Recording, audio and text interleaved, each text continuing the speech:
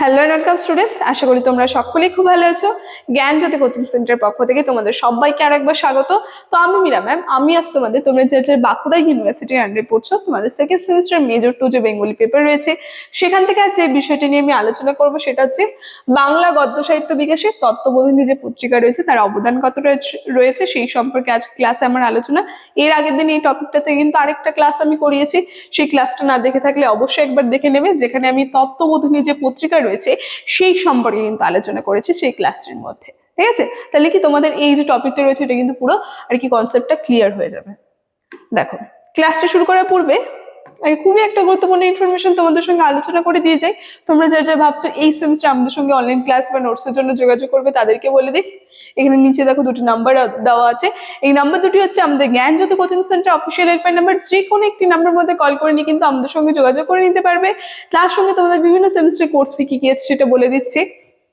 যারা মেজর কোর্সে গেছো তাদের জন্য কোর্স ফি আছে 1199, আর যারা মাইনর কোর্সে রয়েছে তাদের জন্য কোর্স ফি আছে 699।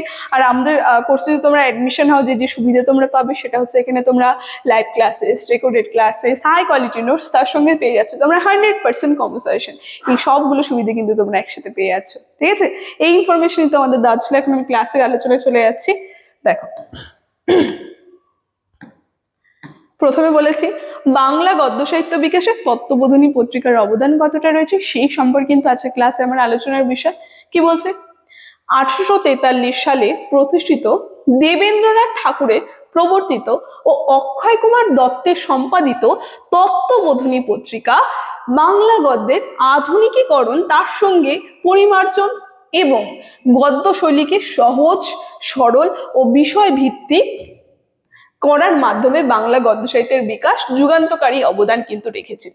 তো আমরা দেখতে পাচ্ছি বাংলা গদ্য সাহিত্যের বিকাশে একটা যুগান্তকারী যে অবদান, সেই অবদান কিন্তু রেখে গিয়েছিল এই তত্ত্ববোধিনী পত্রিকা, যেখানে বিভিন্ন বিষয় যেমন বলছে প্রবন্ধ, বিজ্ঞান, জ্ঞান বিজ্ঞান, তার সঙ্গে দর্শন, এই সমস্ত বিষয় নিয়ে কিন্তু এই পত্রিকার মধ্যে আলোচনা করা হতো। বলছে এটি বাংলা গদ্যকে কেবল ধর্মীয় আলোচনা থেকে বের করে বিজ্ঞান, তার সঙ্গে কি বলছে যে দর্শন, সমাজ সংস্কার বাহন হিসাবে কিন্তু প্রতিষ্ঠিত করে। ঠিক আছে, তো আমরা দেখতে পাচ্ছি শুধুমাত্র যে একটা গদ্য সাহিত্য, ঠিক আছে, বা ধর্মীয় আলোচনা, সেটার দিক থেকে বেরিয়ে তিনি যে জ্ঞান বিজ্ঞান রয়েছে, দর্শন রয়েছে, সমাজের যে কুসংস্কারগুলো রয়েছে, ঠিক আছে, এই ক্ষেত্রে কিন্তু একটা গুরুত্বপূর্ণ ভূমিকা কিন্তু পালন করেছিল এই তত্ত্ববোধিনী পত্রিকা। কি বলছে দেখো, প্রথমে বলছে বাংলা গদ্য সাহিত্য বিকাশে তত্ত্ববোধিনী পত্রিকার অবদান। প্রথম পয়েন্টে বলছে কি গদ্যের পরিমার্জন ও আধুনিকায়ন। দেখো কি বলছে, অক্ষয় কুমার দত্তের হাত ধরেই এই পত্রিকা বাংলা গদ্যের যুক্তিবাদী ও সুশৃঙ্খল শৈলী প্রবর্তন করে, যা ফোর্ট উইলিয়াম কলেজ যুগের আরোত্তা দূর করে। ঠিক আছে, তো কি বলছে, প্রথমেই বলছে এই পয়েন্টের মধ্যে বাংলা গদ্যের যে পরিমার্জন, তার সঙ্গে আধুনিক আয়ন যে রয়েছে সেটার ক্ষেত্রে কিন্তু একটা গুরুত্বপূর্ণ ভূমিকা পালন করেছিল এই পত্রিকা। দেখো তারপরের পয়েন্টে কি বলছে, দেখো তারপরের পয়েন্টে কি বলছে যে বিষয় বৈচিত্র্য, এক মিনিট, কি বলছে বিষয় বৈচিত্র্য।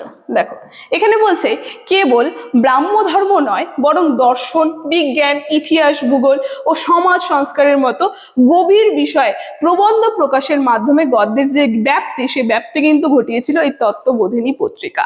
ঠিক আছে, তারপরের পয়েন্টে দেখো কি বলছে যে সরল ও প্রাঞ্জল গদ্য।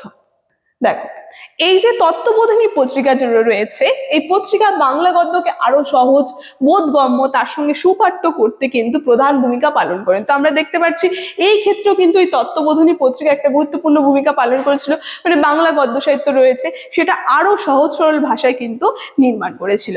পরে দেখো কি বলছে বিদ্যাসাগরের সহযোগী। পরের পয়েন্টে এখানে আমরা দেখতে পাচ্ছি ঈশ্বরচন্দ্র বিদ্যাসাগরের মতো ব্যক্তিত্ব এই পত্রিকার সঙ্গে যুক্ত থাকায়, যা বাংলা গদ্যের যে মান উন্নয়নের ক্ষেত্রে কিন্তু সহায়তা করে। ঠিক আছে, তো এরকম একজন আর কি উল্লেখযোগ্য বা এরকম একজন বিখ্যাত কবি এই পত্রিকার সঙ্গে যুক্ত থাকায় এই পত্রিকার মান কিন্তু আরো বেড়ে গিয়েছিল। ঠিক আছে, দেখো তারপরের পয়েন্টে কি বলছে জ্ঞানের প্রসার। তো আমরা দেখতে পাচ্ছি জ্ঞানের ক্ষেত্রে, আমি সংজ্ঞাতে তোমাদের সঙ্গে আলোচনা করছি, জ্ঞানের ক্ষেত্রে কিন্তু তত্ত্ববোধিনী পত্রিকা একটা গুরুত্বপূর্ণ ভূমিকা পালন করেছিল, যেখানে এই পত্রিকা যে পাঠকরা রয়েছে পাঠকদের মধ্যে যুক্তি ও সমাজ সচেতনতা বৃদ্ধিতে কিন্তু একটা বিশেষ অবদান কিন্তু রেখেছিল এই তত্ত্ববোধিনী পত্রিকা, যা বাংলা সাহিত্যের বিষয়বস্তুর আধুনিকীকরণে কিন্তু সহায়তা করেছিল। তাহলে সংক্ষেপে আমরা বলতে পারি যে 19 শতকের বাংলা গদ্যের আরোকটা দূর করে একে আধুনিক ও পরিণত রূপ দানে তত্ত্ববোধিনী পত্রিকা একটা অপরিসীম ভূমিকা কিন্তু পালন করে। ঠিক আছে, তো আমরা দেখতে পাচ্ছি যুগান্তকারী যে আর কি গদ্য সাহিত্য রয়েছে এই ক্ষেত্রে কিন্তু একটা গুরুত্বপূর্ণ ভূমিকা পালন করেছিল তত্ত্ববোধিনী পত্রিকা। ঠিক আছে, দেখো, তো এই যে টপিকটা রয়েছে এই সম্পর্কে নিয়ে কিন্তু আজকে ক্লাসের আলোচনা আমার এতটাই ছিল। তোমরা প্রথম থেকে পারলে পরে একবার দেখে নাও। আজকের ক্লাসের আলোচনা আমি এখানেই শেষ করছি। ভিডিওটি শুরু থেকে শেষ অবধি দেখার জন্য থ্যাংক ইউ।